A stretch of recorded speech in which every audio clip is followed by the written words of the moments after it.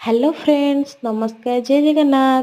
सकाळ जाए संध्या है किंतु ए पर्यंत मोर गोटे भी सर्ट ब्लॉग हो पार नाला से भाविली आपण मानक गोटे भल खावाटे बनईकी देखी आपण मानक भल कि ना मुझे जानी किंतु मते बहुत पसंद। मते चकुली आण 2-4 दिन रहीगला खावाई बहुत पसंद।